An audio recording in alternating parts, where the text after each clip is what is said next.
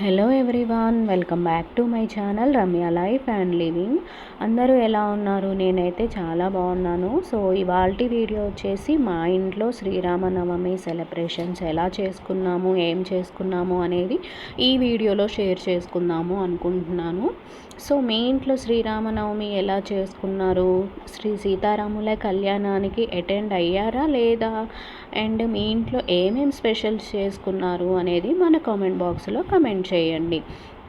So నేనైతే morning లేవగానే fresh అయిపోయి పూజ చేయడానికి రెడీ అవుతున్నాను అనమాట. సో పసుపు రాసుకోవడం అనేది పూజ చేసే ప్రతిసారి పసుపు రాసుకోవడం చాలా మంచిది. అండ్ అదొక ట్రెడిషన్ ప్రకారం వస్తుంది కాబట్టి నేను కంపల్సరీగా పసుపు అయితే రాసుకుంటాను. ఇక్కడ పూజ స్టార్ట్ చేస్తున్నాను అనమాట. ఏ ఫెస్టివల్ అయినా సరే మన ఇంట్లో స్పెషల్స్ అనేవి ఉంటాయి. ఏదో ఒక వంటకం అంటే దేవుడి దగ్గర పెట్టడానికి వంటకాలు చేస్తూ ఉంటాము. సో మీ ఇంట్లో ఏమేమి చేశారు? ఇంకా అండ్ ఫెస్టివల్ అనగానే మనకి గుర్తొచ్చేది మామిడాకులు, తోరణాలు, బంతిపూలు ఇవన్నీ పెడతారనమాట. సో మా దగ్గర అయితే మామిడాకులు కొనుక్కోవడమే కానీ మాకు దొరకవు. అదే మా హోమ్ టౌన్లో ఉన్నప్పుడు మాత్రం మంచిగా చెట్లకే దొరికేవి. బట్ ఇక్కడ మాత్రం అన్నీ కొనుక్కోవడమే. అండ్ గడప పూజ అనేది కంపల్సరీ. సో మామిడాకులు పెట్టేసి గడపకి పూజ చేసుకున్న తర్వాతనే మనం ఇంట్లో పూజ అనేది స్టార్ట్ చేయాలి.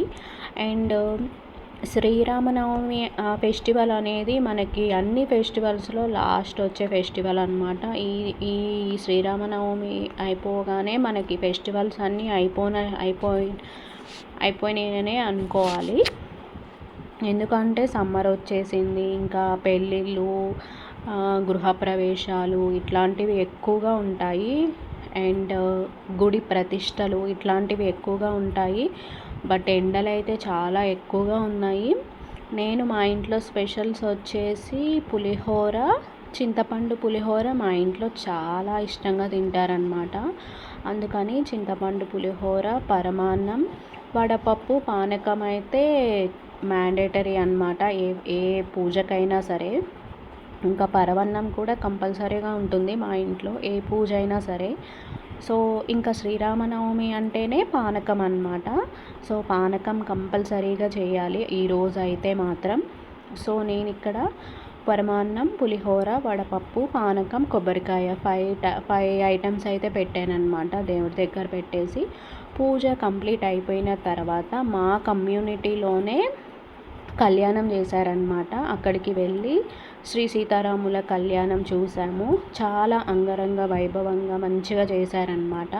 అండ్ ఈవినింగ్ శోభయాత్ర, కోలాటం చాలా మంచిగా చేశారు మా కమ్యూనిటీలో. అండ్ శ్రీరామనవమి అనగానే మనకు ఇష్టమైన పాట శ్రీ సీతారాముల కళ్యాణం చూద్దాము రారండి. ఆ పాట లేకుండా ఏ అసలు ఇది శ్రీరామనవమి అనేదే ఉండదు. చాలా బాగుంటుంది. నాకు ఇష్టమైన సాంగ్స్లో అదొక సాంగ్ అనమాట. One of my favourite song. And Sri Rama Navami అంటే మీకేం గుర్తొస్తాయి? అండ్ మీ ఊర్లో ఎలా సెలబ్రేట్ చేసుకున్నారు? ఆర్ మీ ఇంట్లో ఎలా సెలబ్రేట్ చేసుకున్నారు? మా దగ్గర అయితే ఇలా సింపుల్గానే పూజ చేసుకొని కళ్యాణానికి అయితే వెళ్ళొచ్చాము. అండ్ కళ్యాణం తర్వాత అన్నదానం కూడా పెడతారనమాట అక్కడే. సో చాలా మంచిగా చేశారు కళ్యాణం, మంచిగా జరిగింది. మేము వెళ్ళి అక్కడ కొన్ని ఫొటోస్, వీడియోస్ తీసుకొని అన్నదానం చేసేసి వచ్చేసామన్నమాట. అండ్ ఈవినింగ్ శోభయాత్రకు కూడా వెళ్ళాము. అంటే కోలాటం పెట్టారనమాట. ఇంకా ఇంట్లో పూజ అయిపోయిన తర్వాత తులసి చెట్టు దగ్గర కూడా పూజ చేసుకున్నాను. అండ్ ఈ రామాయణం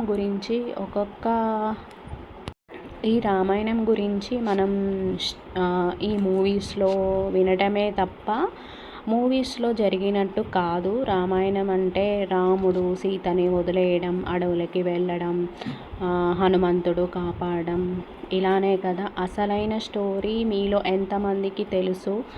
అండ్ మన కామెంట్ బాక్స్లో కమెంట్ చేయండి ఎవరికైనా తెలిస్తే. సో రామాయణం అనేది ఫుల్లీ డిఫరెంట్ అన్నమాట. మన మూవీస్లో చూసేది నిజం కాదు, అది టోటల్లీ డిఫరెంట్ ఉంటుంది రామాయణం. సో అది చూసి అదే నిజం అని నమ్మొద్దన్నమాట. సో చూశారు కదా రాముని కళ్యాణం తర్వాత ఎంత కలగా ఉన్నారో.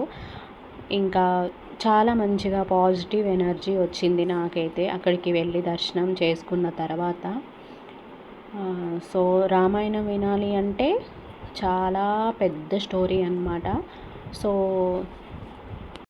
సో ఆ శ్రీరాముడికి అయితే చాలా నేమ్స్ ఉన్నాయి, ఏకపత్ని వ్రతుడు అని చెప్పేసి.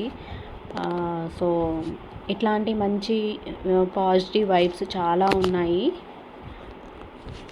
సో ఈ ఒక్క వీడియోతో చెప్తే అయిపోయేది కాదు రామాయణం అంటే. బట్ మనం మూవీలో చూసేది మాత్రం అది టోటల్లీ డిఫరెంట్ ఉంటుంది. నేను కూడా ఈ మధ్యకాలంలో ఫోన్లో విని నేర్చుకున్నాను అన్నమాట.